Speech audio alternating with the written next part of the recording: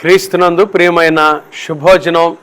దేవుని ప్రియులందరికీ యేసు క్రీస్తు ప్రభువారి శ్రేష్టమైన శక్తిగల నామమున ఈ ఉదయకాల శుభాలు అందిస్తున్నా. ఈరోజు పరిశుద్ధ ఆదివారం అండి.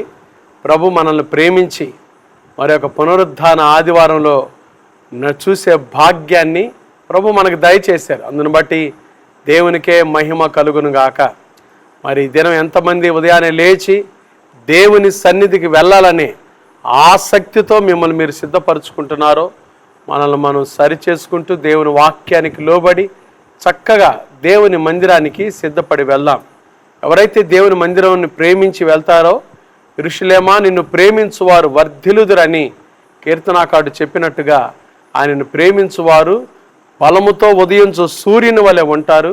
ఖచ్చితంగా వారు దేవుని కార్యాలు అనుభవిస్తారు. ఈరోజు ప్రతి ఒక్కరూ దేవుని మందిరంలో సమయాన్ని గడిపి ఖచ్చితంగా ప్రభు ఇచ్చే ఆశీర్వాదాలు పొందుకోవాల్సిందిగా ప్రభు పేరట ప్రేమతో మనం చేస్తూ ఉన్నాం.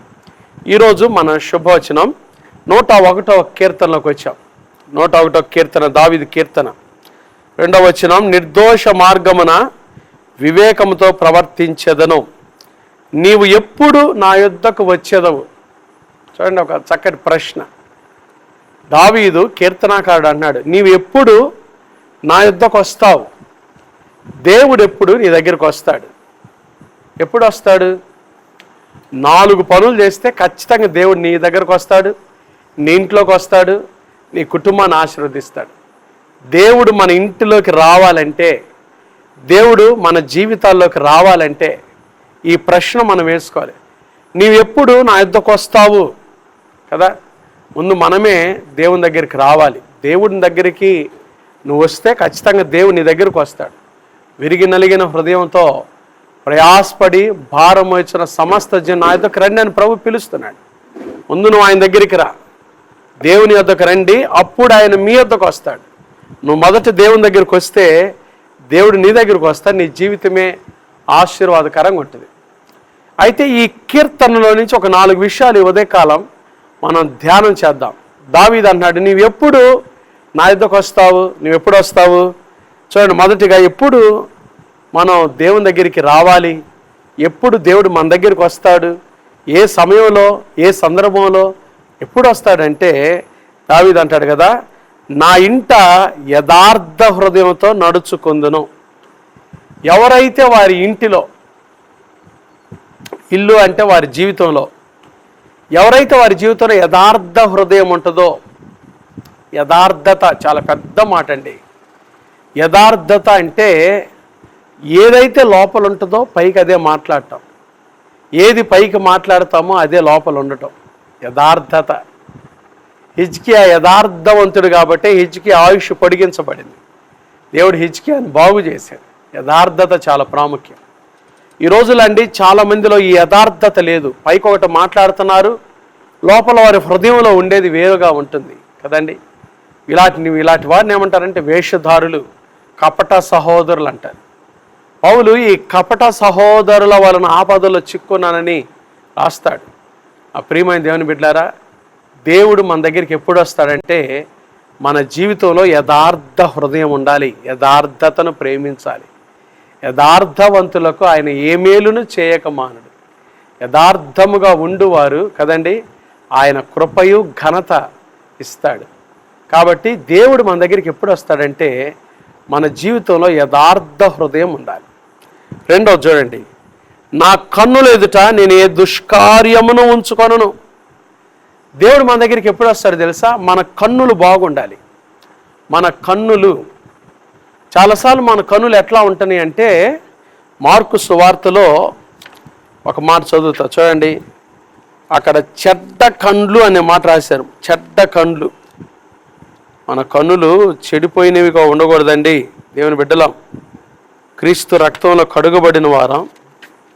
మన కన్నులు ఎలా ఉండాలో తెలుసా? మార్కు శుభవార్త 7వ అధ్యాయము మనుష్యుని 20 నుంచి చదువుతాను. మనుష్యుని లోపల నుండి బయలు వెళ్ళినది మనుష్యుని అపవిత్రపరచును.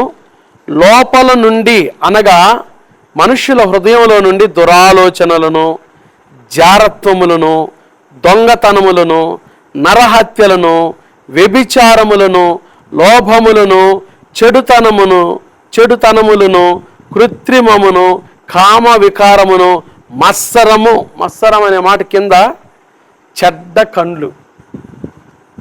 కొంతమంది కళ్ళల్లో చెడ్డ కండ్లు, మత్సరం. బాగుపడేవాడిని చూసి ఓర్చుకోలేరు కదండి. దావీదు అంటాడు, చెడ్డవారిని చూచి నువ్వు వ్యసన పడుకుము, తన మార్గమున వర్ధిల్లు వారిని చూచి వ్యసన పడుకుము. వ్యసనం, అసూయ, మత్సరం, చెడ్డ కండ్లు. మన కళ్ళు బాగుంటే ఖచ్చితంగా దేవుడు నీ ఇంటికి వస్తాడు. ఈరోజు ఎదుటి వారిని చూసేటప్పుడు ఎలా చూస్తున్నావు, ఏ దృష్టితో చూస్తున్నావు, ఏ మనసుతో చూస్తున్నావు కదండి. కాబట్టి దేవుడు మన దగ్గరికి ఎప్పుడు వస్తారంటే యథార్థ హృదయము, రెండవది మంచి కళ్ళు, మూడవది అంటున్నాడు భక్తి మార్గము తొలగిన వారి క్రియలు నాకు అసహ్యములు, అవి నాకు అంటనీయను. క్రియలు బాగుండాలి. మన కళ్ళు బాగుంటే మన క్రియలు బాగుంటాయి. మన కళ్ళు బాగుంటే మనం వెళ్ళే త్రోవలు బాగుంటాయి, మన క్రియలు బాగుంటాయి. ప్రభు మన క్రియలు చూస్తున్నాడు కదండి. మోసపోకుడి, దేవుడు వెక్కిరింపబడడు, మనుషుడు ఏమి విత్తునో ఆ పంటకు వస్తాడు. మన క్రియలు బాగుండాలి. భక్తి మార్గము తొలగిన వారి క్రియలు మనకు ఉండకూడదు.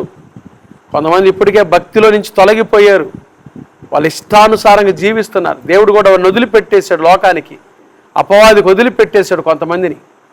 అలాంటి వారి క్రియలు మనం అసహ్యించుకోవాలి. వారు ఎప్పుడు విమర్శిస్తూ ఉంటారు, వారు ఎప్పుడు ఇతరుల గురించి మాట్లాడుతూ ఉంటారు, సేవకుల గురించి దూషిస్తూ ఉంటారు. అలాంటి వారి క్రియలు మనకు అంటనీయకూడదు. నాలుగోది అద్భుతమైన మాట, 5వ వచనం, తన పొరుగు వారిని చాటున దూషించు వారిని నేను సంహరించేదను. ఇది ఎంత గొప్ప మాట చూడండి. పొరుగు వారిని చాటున దూషించకూడదు. ఎందుకో తెలుసా, మనుష్యుడు పలుకు ప్రతి వ్యర్థమైన మాటకు విమర్శ లెక్కప్పు చెప్పాలి. ఎన్నిసార్లు మనం వాళ్ళు లేనప్పుడు వీళ్ళు లేనప్పుడు వీళ్ళ గురించి అనవసరమైన మాటలు, అనవసరమైన అన్యాయపు తీర్పులు కదండి. తన పొరుగు వారిని చాటున దూషించు వారిని నేను సంహరించేదను. అలాంటి వారి దగ్గరికి దేవుడు వస్తాడు. పొరుగు వారిని దూషించకూడదు, పొరుగు వారిని ప్రేమించమన్నాడు. యేసుప్రభువారు నిన్ను వలే నీ పొరుగు వారిని ప్రేమించమన్నాడు, కానీ పొరుగు వారిని చాటును దూషించకూడదు. ఆఖరిది అదే 5వ వచనంలో, అహంకార దృష్టి గల వారిని, గర్వించిన హృదయము గల వారిని నేను సహింపను. గర్వించిన హృదయం, అహంకార దృష్టి కదండి, ఇవి ఉంటే దేవుడు రాడు.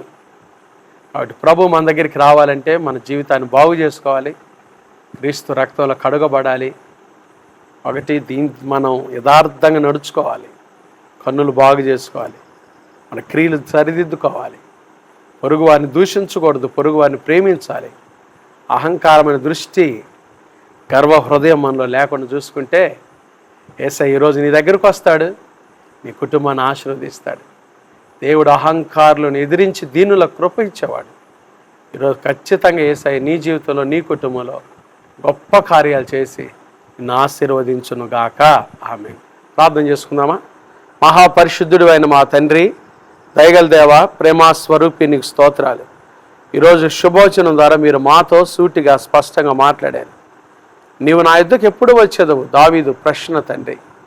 దేవుడు మన దగ్గరికి ఎప్పుడు వస్తాడు? ఎప్పుడు ఆయన మన దగ్గరికి వస్తాడంటే మన ఇంట యథార్థంగా నడుచుకున్నప్పుడు, అహంకార దృష్టి, గర్వహృదయం లేనప్పుడు, భక్తి మార్గము తొలగిన వారి క్రియలు మనకు అంటకుండా జాగ్రత్త పడినప్పుడు, పొరుగు వారిని చాటును దూషించకుండా జాగ్రత్త వహించినప్పుడు, ఆయా కన్నులు ఎదుట దుష్కార్యం ఉంచుకున్న కన్నులు పరిశుద్ధంగా ఉంచుకున్నప్పుడు, ఈ విన్న మాటలు దీవించండి. ఈరోజు పరిశుద్ధ పునరుద్ధరణ ఆదివారం, నీ బిడ్డ లేచారయ్యా, వారి ఆశగల ప్రాణాలు తృప్తిపరచండి.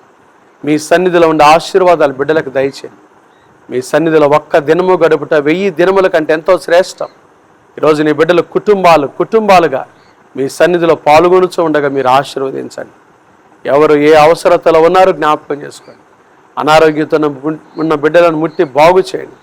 రోగులుగా ఉన్న వారికి స్వస్థత దయచేయండి. ఆదరణ, నెమ్మది లేని కుటుంబాలకు ఆదరణ, నెమ్మది దయచేయండి. చిన్న బిడ్డలు మొదలుకొని పెద్దవారి వరకు వారు వెళ్తున్న ప్రతి పనుల తోడుగా ఉండి, ప్రయాణం చేస్తున్న ప్రయాణికులకు క్షేమం దయచేయండి. అయ్యా, నీ బిడ్డలు దూర ప్రాంతం నుంచి మందిరాలకు వస్తుండగా సహాయం దయచేయండి.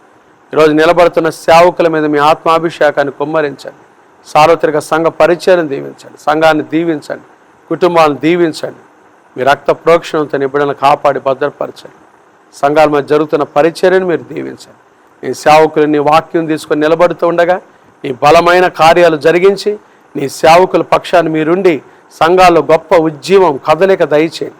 మీరు రాకడ కొరకు నీ ప్రజలను సిద్ధపరచండి. ఈ దినం ప్రభా మరి సిబిసిలో కూడా జరగనున్న ఆదివారపు ఆరాధనలు దీవించండి. చుట్టుపక్కల ప్రాంతాల నుంచి నీ ప్రజలను పోగు చేసి తీసుకొని రండి.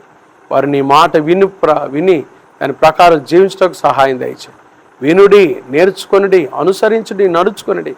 ఈ 4 మాటలు మా జీవితానికి అన్వయించుకోవటానికి కూడా సహాయం దయచేయమని, ఈ దిన జీవిత యాత్రను ఎదుర్కొని పోయే ప్రతి శోధన, కీడు, దుష్టుడు అపాయం తప్పించి క్షేమాన్ని, కృపను దయచేయమని యేసు నామమున ప్రార్థిస్తున్నాము తండ్రి, ఆమేన్. త్రియేక దేవుని ప్రేమ, కృప, సమాధానములు ఈ ఉదయకాలం ఈ పరిశుద్ధాదివారం నాడు శుభోచనంలో పాల్గొన్న దేవుని ప్రియులందరికీ, సంఘమంతటికి, సార్వత్రిక సంఘానికి, సకల పరిశుద్ధులకు, దైవ సేవకులకు, వారి పరిచర్యలకు, సిబిసి కుటుంబాలకు, పరిచర్యలకు ఇప్పుడు ఎల్లప్పుడు ప్రభు రాకడ పర్యంతం తోడైనను గాక. ఆమేన్. God bless you. ఈరోజు సిబిసిలో పరిశుద్ధ ఆదివార ఆరాధన కొరకు ప్రేమతో ఆహ్వానిస్తున్నాం. క్రైస్ట్ బ్లెస్సింగ్ చర్చ్ ప్రేమతో మిమ్మల్ని ఆహ్వానిస్తుంది. ఉదయకాలం 9:30 గంటలకు మొదటి ఆరాధన, సాయంకాలం 6:30 గంటలకు రెండవ ఆరాధన.